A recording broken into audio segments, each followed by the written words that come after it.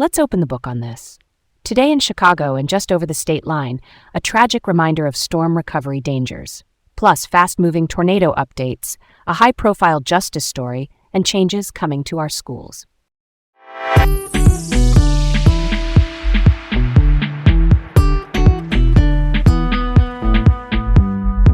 I'm Leah. And I'm Garrett. Welcome to Laid Back Local, the news of the day with Leah and Garrett here in Chicago. First up, tragedy in Portage, Indiana.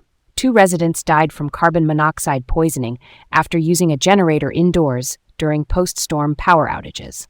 Those severe storms in early June spun up dozens of tornadoes across Illinois and northwest Indiana, and the National Weather Service is still tallying the full count, with 29 reported across the broader area. In Portage, investigators say the generator was inside the home.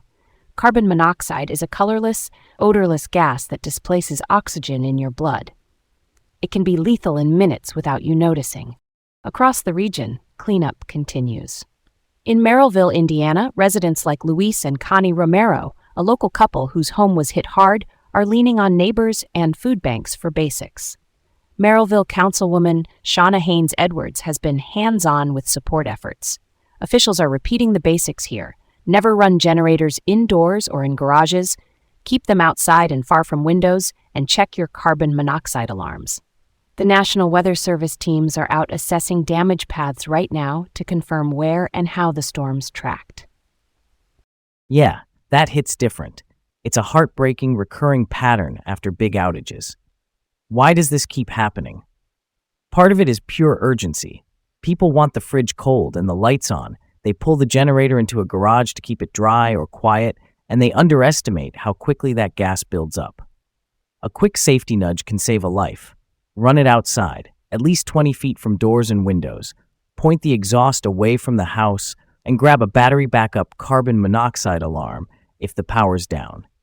Not gonna lie, this is one of those times where a neighborly check-in can make all the difference. Next up, Hickory Hills on Chicago's southwest side took a direct hit. A tornado with winds estimated between 111 and 135 miles per hour ripped off roofs and knocked out power. Mayor Mike Howley described widespread structural damage and kicked off cleanup fast.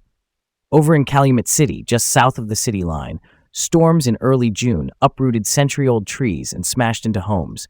Mayor Thaddeus Jones is lining up temporary housing support. The National Weather Service confirmed the Hickory Hills tornado and said at least 17 tornadoes hit the region. One detail that stuck with me: a plank of wood was impaled in a garage wall. It pierced straight through like a spear. That's the kind of force we're talking about. Also, a quick heads up from emergency crews: watch for contractor scams in the aftermath. If someone pushes a fast cash deal at your door, asks for big deposits up front, or refuses to show a license, that's a no-go for me. Use your city's vetted lists or your insurer's referrals. Totally. Community resilience is on full display, neighbors clearing debris and cities coordinating resources.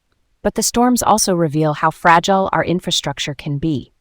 Infrastructure means the backbone systems we rely on, like power lines, roads, and water.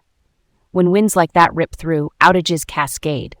Real talk, we can't storm-proof everything, but we can harden the grid and at home, keep emergency kits and a plan ready. Switching gears, a high-profile justice story. Andrew Boutros, who serves as U.S. Attorney for the Northern District of Illinois, meaning he's the top federal prosecutor for the Chicago region, is facing calls to resign. The scrutiny centers on Operation Midway Blitz, a controversial immigration enforcement push, and especially the Broadview 6 case, which collapsed because of prosecutorial misconduct. That's when prosecutors violate rules, like by mishandling evidence or fairness obligations. Boutros, appointed interim in March 2025 and later approved by judges to continue, defends his record. He points to more indictments with formal charges issued by a grand jury, a citizen panel that decides if there's enough evidence to bring a case.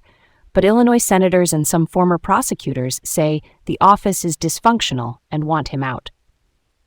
One unusual note: reports say Boutros personally appeared before a grand jury in the Broadview 6 matter, not typical for a sitting U.S. attorney. He maintains the Justice Department supports him. The bigger tension is about independence. how law enforcement decisions get made, and how much political pressure is too much. That goes straight to public trust in the system. Yeah, that's something to chew on, huh? If people think cases are swayed by politics, confidence takes a hit. My question is, how do you reset? Transparent reviews of the busted cases, clear guardrails inside the office, and steady communication about fixes. That's not me being political. That's just the playbook for rebuilding trust in any institution that wobbles. Next up, in Waukegan, a North Shore city about 40 miles north of downtown, Gabriela Martinez, age 29, was sentenced to 2 years in prison for the 2022 death of her friend, Alyssa Charles. Prosecutors said an argument escalated. Charles stepped out to grab her things, and Martinez reversed over her with a car. Martinez pleaded guilty to reckless homicide, which means causing a death through dangerously careless actions, not an intentional killing. Along with prison time, she'll have probation, community service, and restrictions on alcohol and bars during probation. This one really resonates with me. So many lives altered in a single, irreversible moment. Why only 2 years? People will ask. Sentences follow Illinois law, plea agreements, and factors the judge weighs. We don't have the full rationale. It underlines how courts parse intent versus recklessness. The takeaway is simple. Behind the legal terms are families grieving, and a reminder that vehicles are lethal when used recklessly. Last up, schools are getting ready for a statewide change.